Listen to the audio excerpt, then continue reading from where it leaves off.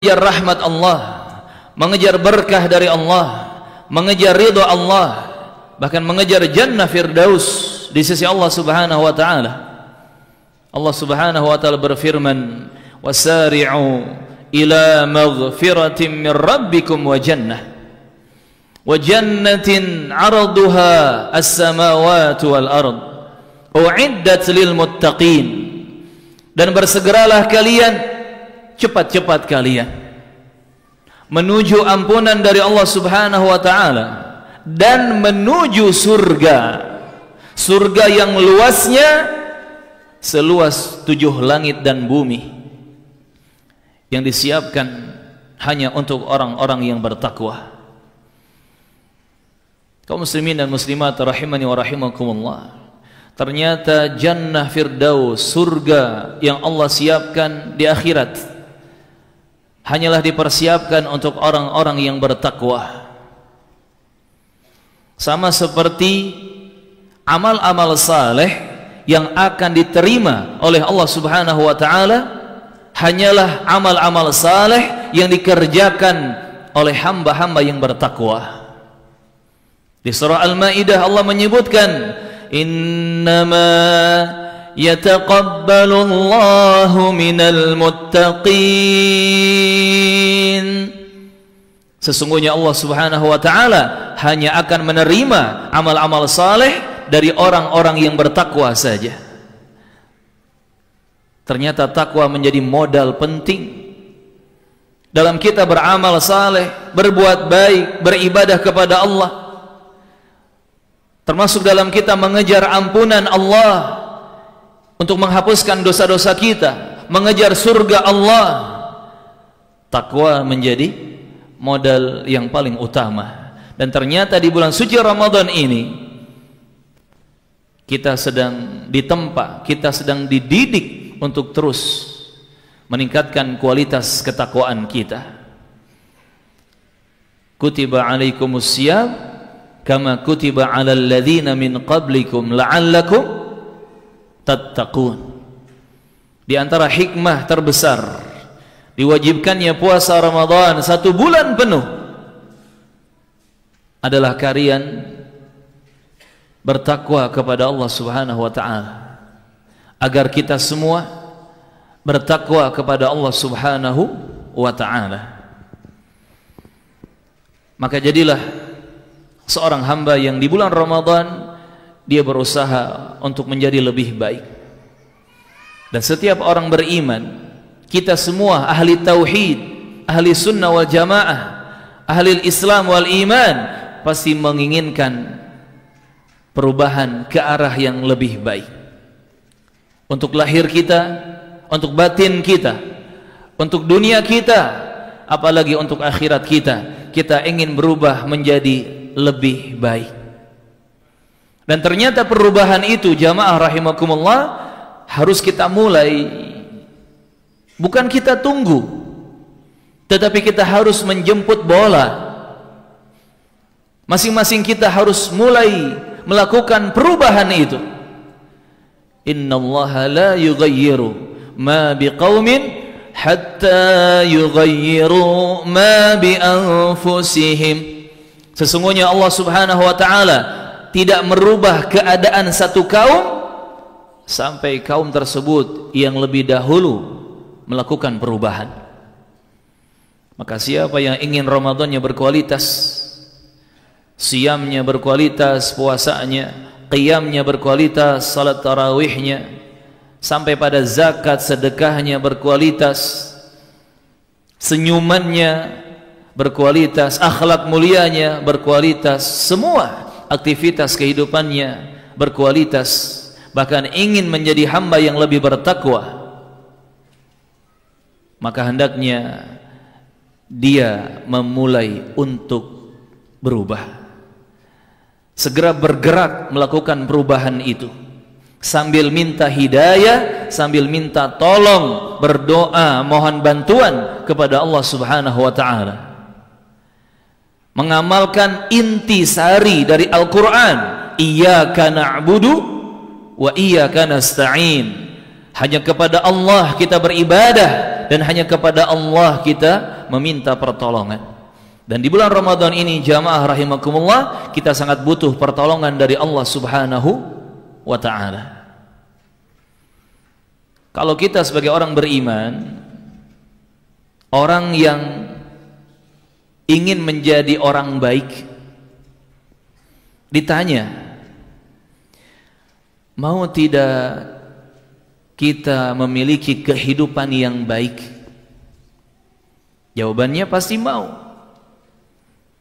Ketika ditanya lagi, kehidupan yang baik untuk duniamu atau untuk akhiratmu, maka pasti kita sebagai orang beriman akan menjawab dengan penuh keyakinan, kami ingin kehidupan yang baik untuk dunia, bahkan untuk akhirat. Untuk dunia kita ingin kehidupan yang baik, dan untuk akhirat lebih-lebih lagi kita menginginkan kehidupan yang baik.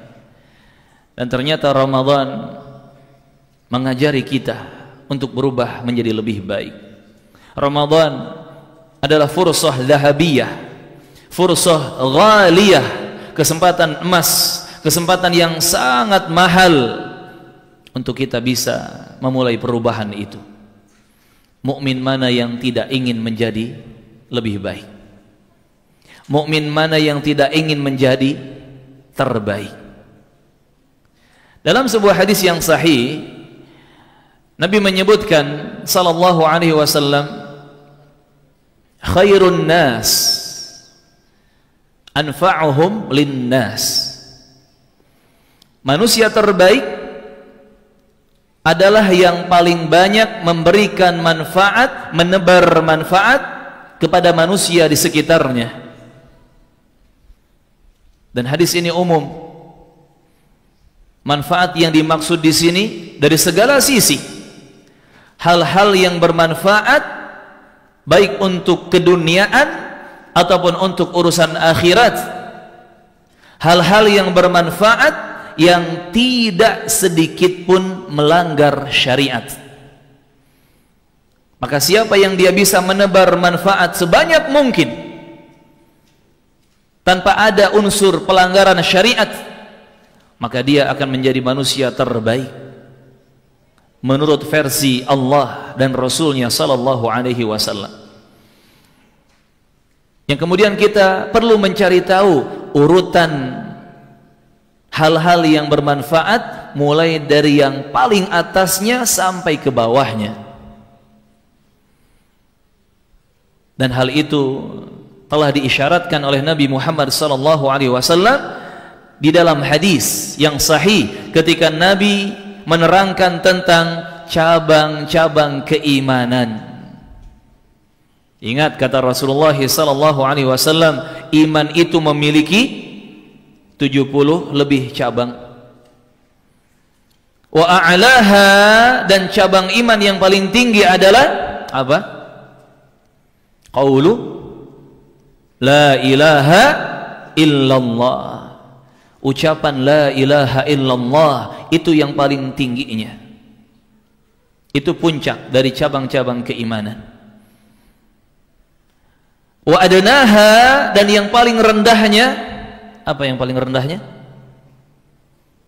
Imaltatul adza 'anit tariq, menyingkirkan gangguan, menyingkirkan sesuatu yang berbahaya dari jalanan agar tidak mencelakai manusia, menyingkirkan kerikil, bebatuan, ranting-ranting pohon, pecah beling dan lain sebagainya, disingkirkan dari jalanan agar tidak mencelakai manusia.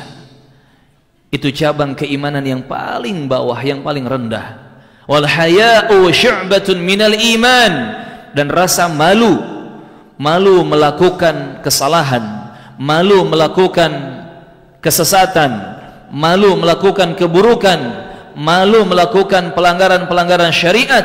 Rasa malu adalah salah satu cabang dari keimanan. Dari sini jamaah rahimakumullah kita bisa tahu apa saja hal-hal yang bermanfaat. Yang paling tingginya apa? Tentang iman, tauhid, la ilaha illallah. Maka orang yang paling banyak menebar manfaat adalah mereka yang mendakwahkan tauhid, mengajak manusia mengenal tauhid dan menghindari, menjauhi kesyirikan-kesyirikan, mengajak manusia untuk ngaji, mengenal sunnah-sunnah ajaran Nabi Muhammad SAW, dan meninggalkan bid'ah-bid'ah, mengajak manusia untuk melakukan kebaikan-kebaikan, ketaatan, amal-amal saleh, ibadah yang syar'i, dan melarang manusia dari dosa, dari maksiat, dari kemungkaran-kemungkaran. Ini yang paling bermanfaat. Sebelum kita ngasih makanan, ngasih minuman, berbagi makanan untuk ta'jil iftar. Apa arti ta'jil iftar? Ada yang tahu? Ta'jil iftar apa artinya? Ustaz, saya sudah dapat ta'jil di kotak warna hijau. Itu bukan ta'jil, itu namanya kue kotak. Ta'jil iftar, ta'jil artinya menyegerakan. Iftar buka puasa. Berarti ta'jil iftar itu adalah menyegerakan buka puasa. Ini kata kerja atau kata benda? Kata kerja.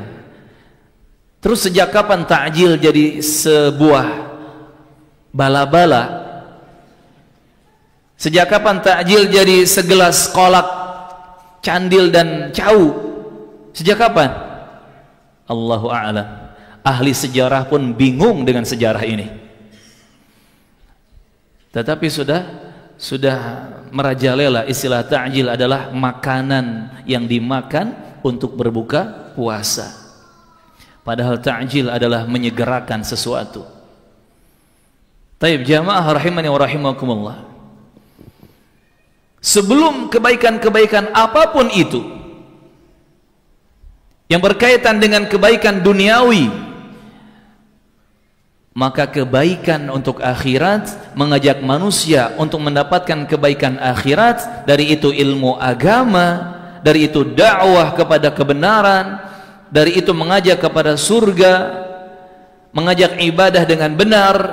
Ini semua lebih bermanfaat dan lebih besar manfaatnya dibandingkan dengan kebaikan-kebaikan dunia. Baru setelah itu kita garap program-program kebaikan duniawi, berbagi sembako, membantu orang sakit, membantu membayar hutang orang yang kesusahan, berbagi makanan, minuman, dan seterusnya. Maka Nabi mengatakan manusia terbaik adalah yang paling banyak memberikan manfaat kepada manusia di sekitarnya. Ingat tadi konsepnya. Yang lebih besar manfaat adalah kebaikan untuk akhirat, kebaikan dalam hal agama dan ibadah, baru kemudian menyusul kebaikan-kebaikan untuk hal duniawi. Lalu apakah kita bisa menjadi manusia terbaik? Jawabannya bisa. Karena ternyata Allah dan Rasulnya sallallahu alaihi wasallam telah membukakan jalannya untuk kita semua. Dan untuk menjadi yang terbaik di bulan Ramadan itu lebih mudah. Bulan Ramadan lebih membukakan jalan kepada kita agar menjadi yang terbaik. Kesempatan emas ketika di satu bulan penuh pintu-pintu surga dibukakan, pintu-pintu neraka ditutup, dikunci, setan-setan diikat, dibelenggu, pintu-pintu langit juga dibukakan, pintu-pintu rahmat Allah, kasih sayang Allah juga dibukakan. Maka di bulan Ramadan lebih mudah dan lebih ringan untuk kita menjadi manusia terbaik, yang kalau sudah berhasil bawa nanti estafet perjuangannya setelah Ramadan, lanjutkan di 11 bulan setelah dan sebelum Ramadan. Lalu apa saja langkah-langkah yang harus kita lewati agar kita menjadi yang terbaik? Karena setiap orang beriman, apalagi kita pejuang Ramadan, pasti ingin menjadi yang terbaik. Yang pertama, jamaah rahimani wa rahimakumullah, semangatlah mempelajari Al-Quran dan kemudian mengajarkannya. Sehingga belajar Al-Quran itu yang paling penting bukan bagaimana caranya kita baca Quran dengan suara yang merdu, dengan suara yang enak didengar. Itu bukan target utama. Yang penting belajar Al-Quran itu adalah membacanya dengan hukum tajwid yang benar dan memahami ayat yang dibaca dengan pemahaman yang benar. Makanya percuma hafal 30 juz, suaranya mengalahkan Sa'ad Al-Ghamidi, Yasir Al-Dusari, lewat semua, tetapi dia pemahamannya filsafat, pemahamannya liberal, pemahamannya Syiah, pemahamannya banyak menyimpang. Percuma. Maka belajar Al-Quran targetnya adalah membaca Quran dengan hukum tajwid yang benar dan memahami ayat-ayat Al-Quran dengan pemahaman yang benar sesuai dengan pemahaman yang diwariskan oleh Rasulullah Muhammad sallallahu alaihi wasallam dan para sahabatnya yang mulia radhiyallahu taala anhum. Kalau kita berhasil menjadi pelajar Quran, apalagi pengajar Al-Quran, maka berhaklah kita menjadi yang terbaik. Karena kata Nabi Muhammad sallallahu alaihi wasallam dalam hadis riwayat Al-Bukhari, khairukum man ta'allama al-Qur'ana wa 'allamahu. Sebaik-baik kalian adalah yang mempelajari Al-Quran dan mengajarkan Al-Quran. Khairukum, orang terbaik, manusia terbaik di tengah-tengah kalian. Kalau tidak belajar Quran, berarti dia mengajarkan Al-Quran. Maka para penuntut ilmu, talabatul ilm, apalagi dia khusus di bidang Al-Quran, menghafalnya, tajwidnya, tafsirnya, sampai pada dakwahnya, subhanallah, orang-orang yang bersahabat dengan Al-Quran, mereka pantas menjadi orang-orang terbaik. Sehingga kita pun bisa menjadi manusia terbaik lewat jalur Al-Quran. Bahkan setiap hari kita harus bersentuhan dengan Al-Quran. Jadikan Al-Quran sebagai sahabat sejati kita yang menemani amalan-amalan kita. Dipelajari hukum tajwidnya, sifat makhraj hurufnya, tafsirnya yang benar, pemahamannya yang benar, dibaca, dihafalkan, dimurajaah, diamalkan isi kandungannya, bahkan sampai didakwahkan, diajarkan kepada umat manusia. Ahibati fillah rahimani wa rahimakumullah. Hadis yang tadi kita baca itu datang dari Abdurrahman As-Sulami dari Utsman bin Affan radhiyallahu anhu. Abdurrahman As-Sulami ini, beliau adalah seorang tabi'in, generasi setelah sahabat Nabi. Dan menariknya Abdurrahman As-Sulami ini rahimahullah ta'ala yang meriwayatkan hadis tadi dari Utsman bin Affan, beliau berhasil menjadi muallim, pengajar Al-Quran selama kurang lebih 40 sanah, 40 tahun.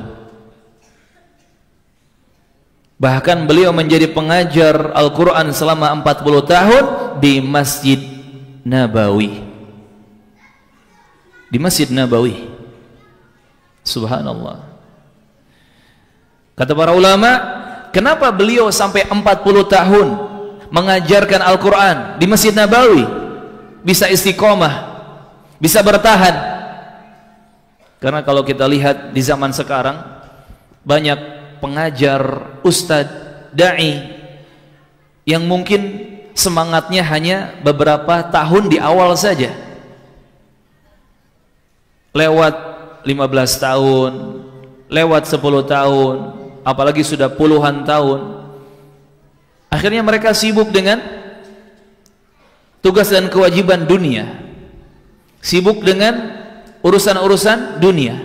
Banyak yang seperti itu. Lalu kenapa beliau Abdurrahman As-Sulami bisa istiqomah? Kata para ulama, beliau didorong oleh hadis yang beliau terima dari Rasulullah lewat Utsman bin Affan. Khairukum man ta'allama al-Qur'an wa 'allamahu. Hadis ini yang menjadi pendorong dan motivasi bagi beliau rahimahullahu ta'ala. Yang terbaik dari kalian adalah yang mempelajari Al-Quran dan mengajarkan Al-Quran. Ahibati fillah rahimani wa rahimakumullah. Kita petik dua faidah dari hadis tadi. Yang pertama, di sini jelas ada anjuran untuk mempelajari Al-Quran, dan ini mencakup mempelajari lafadznya, hukum tajwid, tahsin, mempelajari maknanya, terjemahannya, tafsirnya dengan pemahaman yang benar, sampai pada mengamalkan hukum-hukum di dalam Al-Quran. Yang kata Al-Imam Ibnu Salah rahimahullah ta'ala, membaca Al-Quran adalah kemuliaan yang Allah berikan kepada manusia, dan sungguh para malaikat tidak diberi hal itu, dan mereka sangat bersemangat untuk mendengarkannya dari manusia. Lihat jamaah, kata Imam Ibnu Salah rahimahullah, kita manusia yang menjadi ahli Quran bisa membuat malaikat kagum sekaligus cemburu. Mereka iri, mereka cemburu.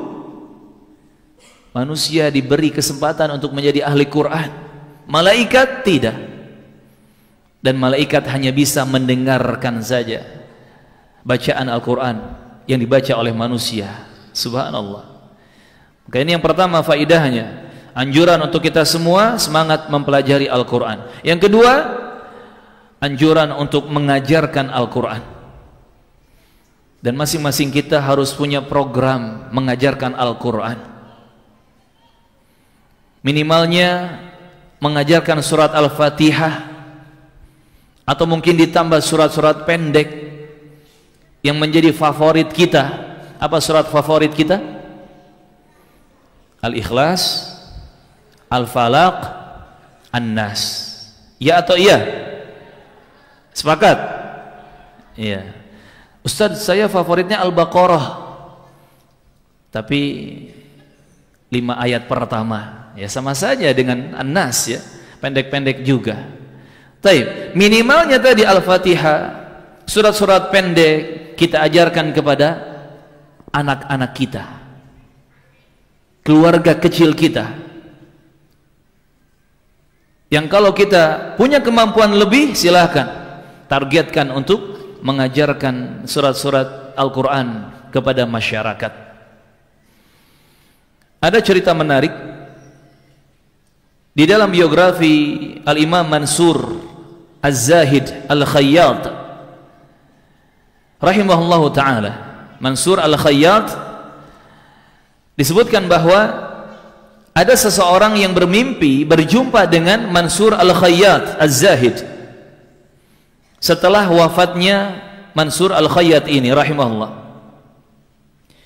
Kemudian ditanyakan kepada beliau, apa yang Allah perbuat kepadamu? Maka beliau menjawab, Allah subhanahu wa ta'ala telah mengampuniku karena aku pernah mengajarkan Al-Fatihah kepada anak-anak. Mimpi ini, kata sebagian ulama, bisa jadi salah satu kabar gembira dari Allah Subhanahu wa taala. Terlebih lagi mimpi ini terjadi ketika Mansur Al-Khayyat rahimahullah sudah wafat dan dialami oleh seseorang. Maka kata para ulama, kita bisa mengambil pelajaran dari mimpi baik tersebut.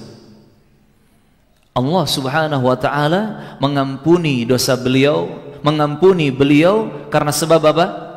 Beliau pernah mengajarkan Al-Fatihah, surat Al-Fatihah kepada anak-anak kecil. Makanya ada sebagian ulama yang mereka itu sukanya mengajari anak kecil. Tapi kalau mengajari bapak-bapak, orang dewasa, ini guru-guru ini nggak mau. Ada yang seperti itu. Dan alhamdulillah para guru, para pengajar, para asatidzah itu bermacam-macam, sehingga bisa saling menutup yang bolong, yang kurang, dan saling menyempurnakan. Ada guru yang khusus mengajar anak-anak, ada yang khusus mengajar orang dewasa, ada yang hanya mengajar di ma'had, di pesantren, di kampus, ada yang keliling sana sini berdakwah, saling menyempurnakan. Alhamdulillah. Yang pasti manusia terbaik ada lewat jalur Al-Quran, menjadi sahabat Al-Quran, menjadi ahli Quran. Dan kesempatan emas di bulan Ramadan ini, Syahrul Quran, yang merupakan bulan Al-Quran, kita harus lebih serius dan sungguh-sungguh lagi menjadi ahli Quran. Karena ingat, ahli Quran sama dengan manusia terbaik, dan tidak ada ruginya dengan Al-Quran. Sekalipun kita masih salah-salah, masih kurang-kurang dalam membaca Al-Quran, tidak ada jaminan pahala bagi orang yang melakukan suatu amalan tetapi masih banyak salahnya, kecuali baca Al-Quran. Berbeda dengan menyanyi, walaupun nyanyiannya nasyid yang mubah, yang halal, tidak ada musik, tidak ada kalimat-kalimat yang haram. Sebagus apapun nyanyian kita, nasyid kita, tidak ada jaminan dalam wahyu ilahi kita dapat pahala. Atau kita menjadi penulis syair, tukang sajak, seorang pujangga. Sebagus apapun seorang pujangga dengan karya sajaknya, syairnya, tidak ada jaminan pahala. Tetapi lihat Al-Quran, kata Rasulullah SAW, orang yang mahir dengan Al-Quran akan dibarengi oleh malaikat yang mulia, yang baik-baik. Dan malaikat itu membawa kebaikan pula. Dan orang yang membaca Al-Quran terbata-bata, terseok-seok, berat, sulit bagi dia baca Quran, falahu ajran, dia berhak mendapatkan 2 pahala. Padahal bacanya banyak salah, banyak kurang, sulit, namun tetap dia membaca Al-Quran, dijamin 2 pahala. Ini minimalnya. Subhanallah. Maka jadilah manusia terbaik lewat Al-Quran. Yang kedua, jamaah, langkah yang kedua, jika ingin menjadi manusia terbaik, perhatikanlah kembali akhlak kita. Berhiaslah kita dengan akhlak yang mulia, dengan khuluq hasan, dengan akhlak karimah, akhlak mulia yang ajarannya datang dari Al-Quran dan sunnah-sunnah Nabi Muhammad SAW. Akhlak mulia yang dicontohkan oleh Rasulullah Muhammad dan para sahabatnya radhiyallahu anhum. Dalam hadis riwayat Al-Bukhari dan Muslim dari Abdullah bin Amr ibn al-As radhiyallahu anhuma, Abdullah bin Amr mempersaksikan, lam yakunin nabi sallallahu alaihi wasallam fahishan wala mutafahishan. Rasulullah itu bukanlah orang yang berkata keji atau berbuat keji, Nabi nggak pernah omongannya kotor kasar ataupun perbuatannya kotor kasar, nggak pernah.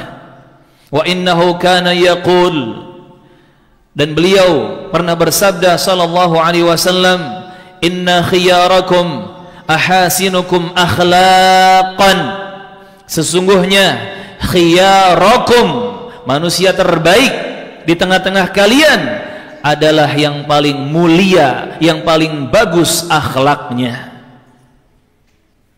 Khiyarakum, manusia terbaik dari kalian adalah yang paling mulia akhlaknya, paling bagus attitude-nya, karakternya, tingkah lakunya. Dan ingat, bagusnya menurut siapa? Bagusnya menurut Allah, sang penguasa alam semesta, dan menurut Nabi Muhammad sallallahu alaihi wasallam yang menerima wahyu dari Allah Subhanahu wa taala, yang menjadi rasul dan nabi terakhir. Maka jamaah rahimani wa rahimakumullah, masalah akhlak adalah masalah yang sangat serius, yang sangat penting. Karena ternyata Al-Quran dan Sunnah Nabi telah menjelaskan banyak sekali tentang keutamaan akhlak yang mulia, akhlak yang sesuai dengan aturan Islam, aturan Allah dan Rasulnya sallallahu alaihi wasallam. Kalau kita mau kumpulkan ayat atau hadis yang sahih tentang keutamaan akhlak yang bagus, akhlak yang terpuji, akhlak yang mulia, pekerti yang luhur, budi yang bagus, sangat banyak sekali dalilnya. Di antaranya adalah hadis yang dikeluarkan oleh At-Tirmidzi, Ibnu Majah, Ahmad, Al-Hakim dan yang lainnya. Nabi mengatakan sallallahu alaihi wasallam ketika ditanya tentang apa yang paling banyak memasukkan manusia ke dalam surga, Nabi menjawab, taqwallah wa husnul khuluq, ketakwaan kepada Allah dan akhlak yang baik. Takwa kepada Allah dengan melakukan perintah-perintah dari Allah dan menjauhi, meninggalkan larangan-larangan darinya. Akhlak yang baik ini berputar pada 3 poros. Akhlak yang baik kepada Allah, akhlak yang baik kepada sesama, kepada manusia atau makhluk, dan akhlak yang baik kepada diri sendiri. Akhlak yang baik yang mulia kepada Allah dan Rasulnya itu dengan kita menjalankan tauhid, dengan kita mengamalkan sunnah-sunnah Nabi sallallahu alaihi wasallam, itu akhlak mulia kepada Allah dan Rasulnya. Adapun yang kedua, akhlak yang mulia kepada sesama, kepada makhluk, khususnya manusia, dengan kita memberikan hak mereka, tidak mengganggu, tidak melanggar hak-hak mereka. Darah, nyawa, harta benda, nama baik, kehormatan diri, semua dijaga, semua dilindungi. Kita tidak merampas dan tidak mendolimi. Dan yang ketiga, akhlak mulia kepada diri sendiri.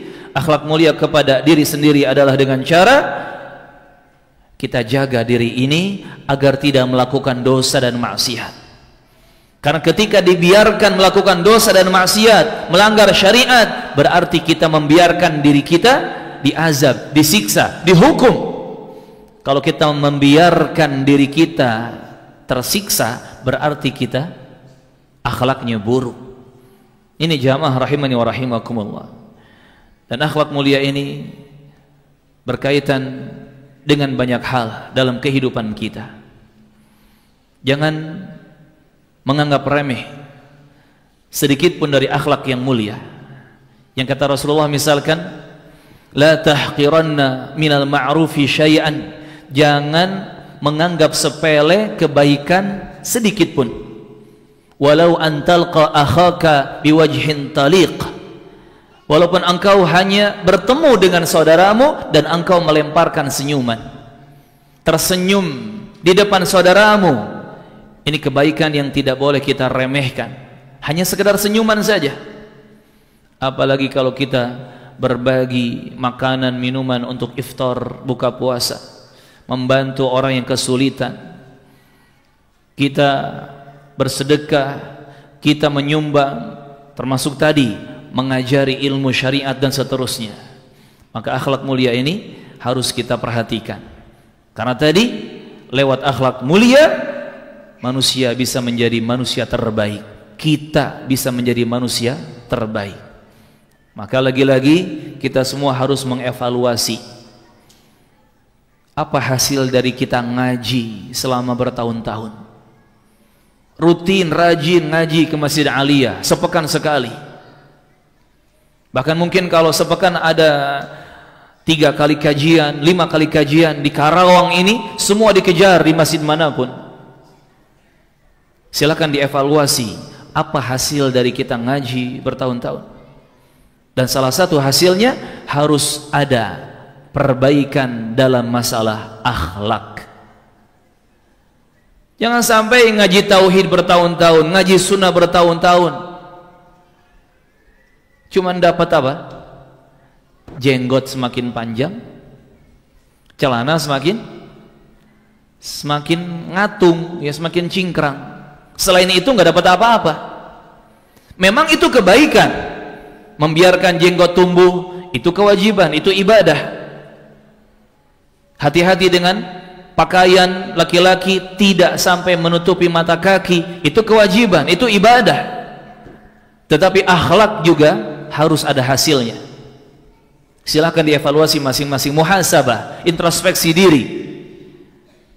Sudah ngaji 5 tahun, ada yang sudah 15 tahun, ada yang sudah lebih dari 20 tahun, atau mungkin baru kemarin mengaji, baru sebulan, baru setahun. Silakan muhasabah, akhlak saya seperti apa sekarang kepada diri sendiri, kepada keluarga, orang tua, istri dan anak-anak, kepada tetangga, kepada teman-teman, masyarakat, terlebih lagi kepada Allah dan Rasulnya. Silakan dimuhasabah.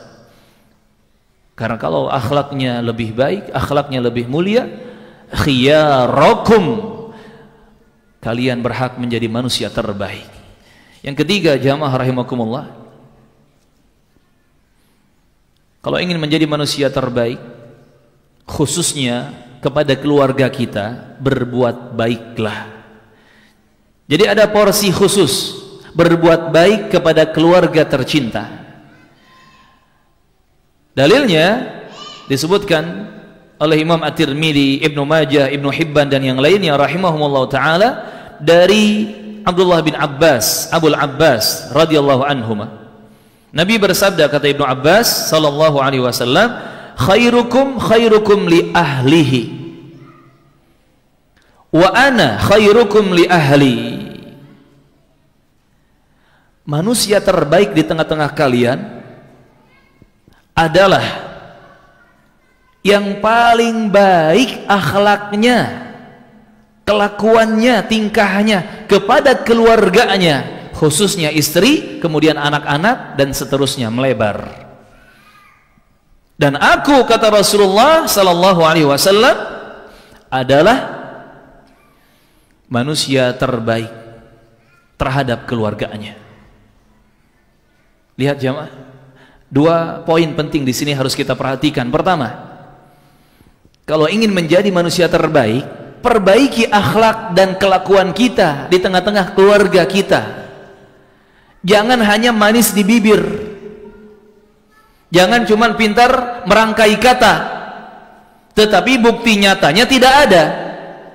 Ya, saya cinta kepada istri saya, sayang kepada anak-anak, saya cinta, sayang, bangga kepada orang tua, tetapi buktinya mana?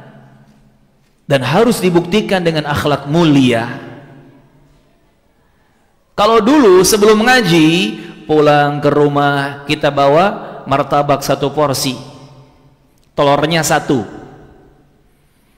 Sudah ngaji, bawa juga martabak ketika pulang ke rumah, walaupun 1 porsi, minimal telurnya ditambah. Ini kan biasa telurnya 1.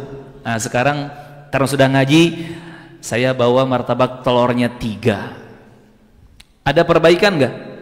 Ada. Jangan sampai sebelum ngaji bawa martabak, setelah ngaji cuman bawa kitab. Walaupun itu bagus, mulia, tetapi alangkah bagusnya kitab di tangan kanan, martabak di tangan kiri, telurnya 3, jangan lupa.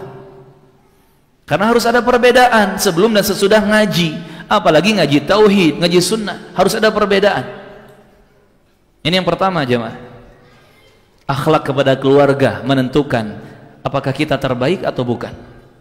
Yang kedua, kalau ingin menjadi manusia terbaik lewat akhlak, contohlah Nabi Muhammad sallallahu alaihi wasallam. Silakan buka lagi tuh hadis-hadis tentang interaksi Nabi Muhammad dengan istri-istrinya, dengan anak-anaknya, dengan keluarga kecil, keluarga besar, dengan siapapun. Silahkan cari tahu akhlak Nabi seperti apa dan contoh, amalkan di keseharian kita.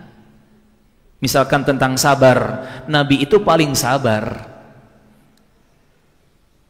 yang sampai lehernya merah ya karena jeratan sorban yang ditarik dengan kuat oleh seorang Arab Badui. Nabi tetap sabar, tidak marah, bahkan Nabi menawarkan harta. Subhanallah.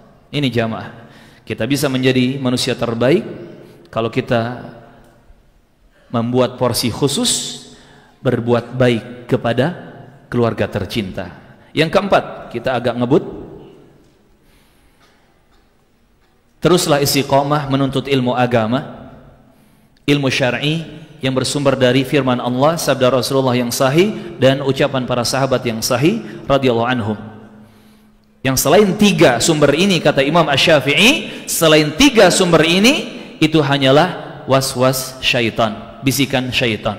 Tetapi yang bersumber dari 3 hal ini, itulah ilmu basirah, itulah ilmu syar'i yang sebenarnya. Disebutkan dalam hadis riwayat Al-Bukhari dan Muslim, Nabi bersabda sallallahu alaihi wasallam, khiyarukum fil jahiliyah khiyarukum fil Islam idza faqahu.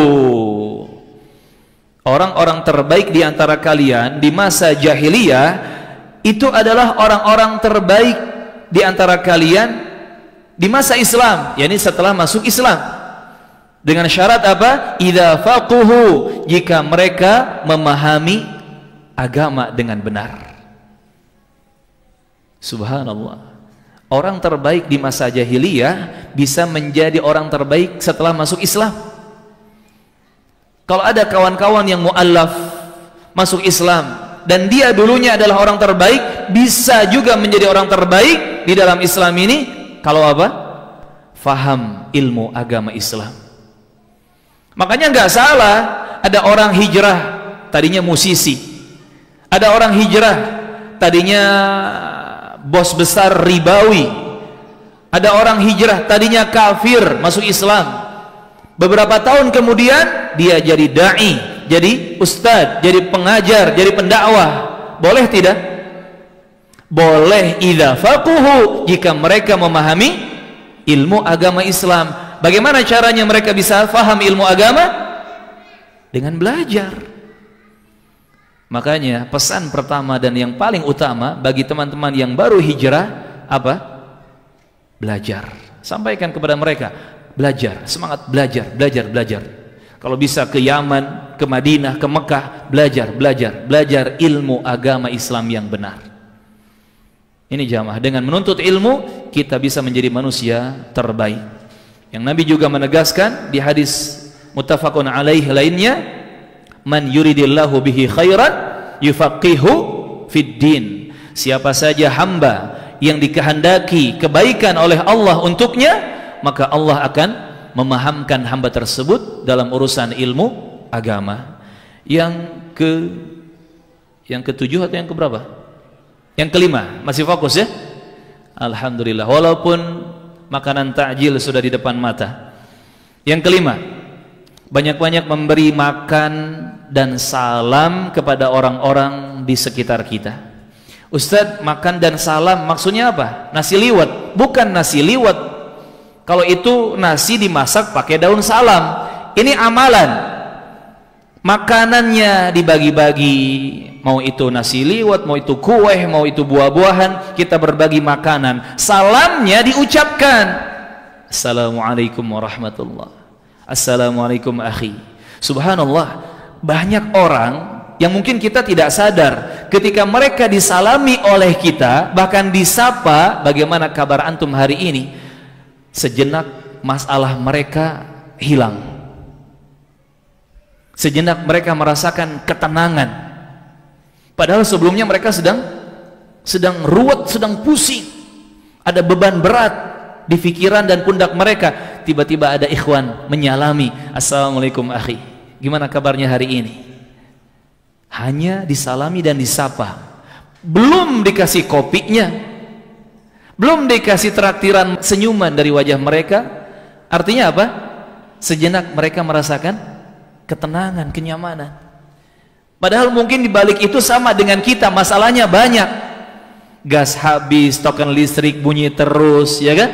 Anak minta itu dan ini belum dibelikan, banyak masalahnya.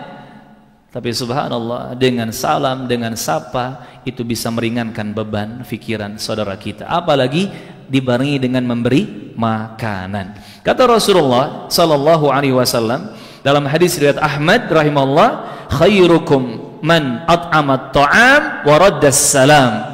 Manusia terbaik di tengah-tengah kalian adalah yang memberi makanan siap untuk dimakan dan menjawab ucapan salam. Berarti dengan kita memberikan makanan, menerima makanan yang dihadiahkan, menebar ucapan salam dan menjawab ucapan salam, kita menjadi orang-orang terbaik insyaallah taala. Yang keenam, kita bisa menjadi manusia terbaik lewat jalur memberikan manfaat sebanyak-banyaknya kepada manusia di sekitar kita. Ini sudah kita singgung tadi dalilnya. Khairun nasi anfa'uhum linnas. Ini hadis riwayat At-Tabarani dan yang lainnya, dihasankan oleh Syekh Al-Albani rahimahumullahu ta'ala. Kata Rasulullah, manusia terbaik adalah yang paling banyak menebarkan atau memberikan manfaat kepada manusia di sekitarnya. Ada riwayat lain dari Ibnu Umar, dari Abdullah bin Umar. Ini hadis riwayat At-Tabarani juga. Riwayat At-Tabarani, kata Ibnu Umar, Nabi bersabda, "Ahabbun nasi ilallah anfa'uhum linnas." Manusia yang paling Allah cintai adalah yang paling banyak memberi manfaat kepada manusia. Wa ahabbul a'mal ilallah sururun tudkhiluhu ala muslim. Dan amalan yang paling Allah cintai adalah engkau memasukkan rasa bahagia, rasa gembira di dada saudaramu. Ya, ini dengan memberi manfaat tadi. Dan tadi urutannya, dahulukan manfaat agama, akhirat, kemudian disusul dengan manfaat duniawi. Yang ke-7, jadilah manusia terbaik dengan sadar akan hutang-hutang yang ada. Karena siapa yang sadar bayar hutang, maka dia berhak menjadi manusia terbaik. Walaupun sebelum bayar hutang dia dianggap manusia terburuk, tetapi setelah bayar hutang, lunas, tunai, selesai, di hadapan Allah dia akan menjadi manusia terbaik.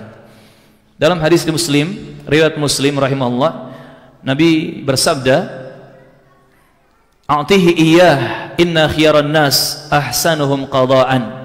Ini ketika menyelesaikan urusan hutang piutang di tengah-tengah sebagian sahabat, lalu Nabi mengatakan, berikanlah kepadanya, yakni berikan unta muda ya kepada orang yang berhak mendapatkannya. Kata Nabi, "Inna khiyaran nas ahsanuhum qada'an," karena sesungguhnya manusia terbaik adalah yang paling baik dalam menunaikan kewajiban, dalam membayar hutang-hutangnya. Yang paling terakhir, poin ke-8, tetapi ini bukan batasan. Kita bisa menjadi manusia terbaik dengan memiliki hati yang baik, hati yang bersih, hati yang suci, hati yang putih, qalbun salim, qalbun tahir. Disebutkan dalam sebuah hadis riwayat Ibnu Majah dan yang lainnya, Nabi bersabda sallallahu alaihi wasallam, "Afdalun nasi kullu makhmumil qalbi saduqil lisan." Sebaik-baik manusia, manusia terbaik adalah manusia yang bersih hatinya dan selalu jujur ucapannya. Hatinya bersih, lisannya jujur, omongannya benar. Qalu, saduqul lisan na'rifu. Ya Rasulullah, orang yang jujur omongannya, lisannya kami faham, kami tahu. Fama mahmumul qalbi, tetapi apa maksud dari mahmum al-qalbi? Apa maksudnya orang yang hatinya bersih? Qala at-taqi an-naqi la ithma fihi wala baghya wala ghilla wala hasada. Dia adalah, kata Rasulullah, mahmum al-qalbi, yang hatinya bersih, yang menjadi manusia terbaik dengan hati bersihnya.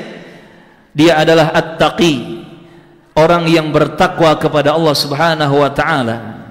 Dia adalah an-naqi, orang yang bersih, bersih dari syirik, bersih dari bid'ah, bersih dari maksiat, bersih dari najis, bersih dari kotoran, bersih dari riba, bersih dari yang haram-haram, bersih lahir batinnya. La ithma fihi, dia tidak memiliki dosa pada dirinya.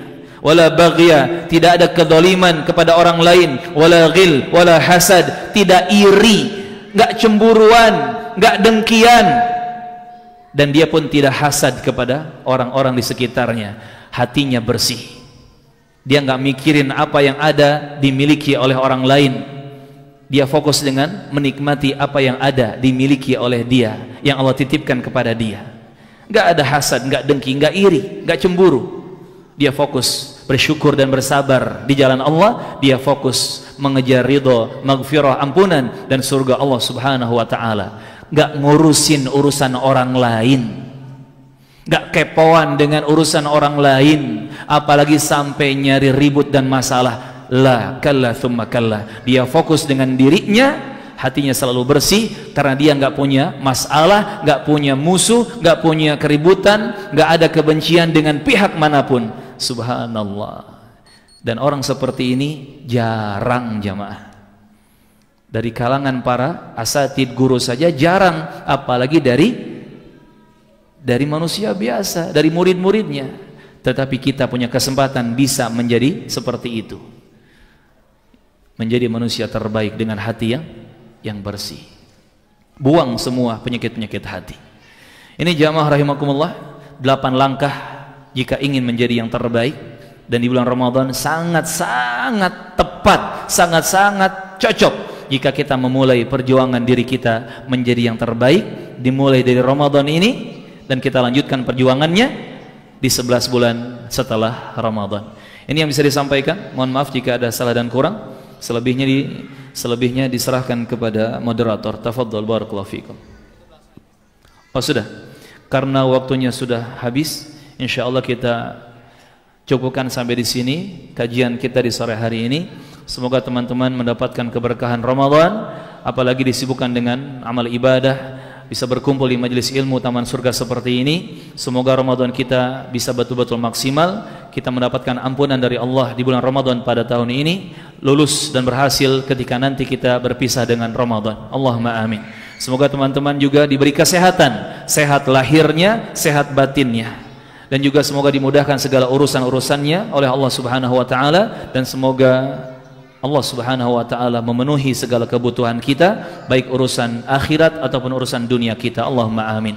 Kita tutup dengan kafaratul majlis. Subhanakallahumma wa bihamdik, asyhadu an la ilaha illa anta, astaghfiruka wa atubu ilaik. Wassalamualaikum warahmatullahi wabarakatuh.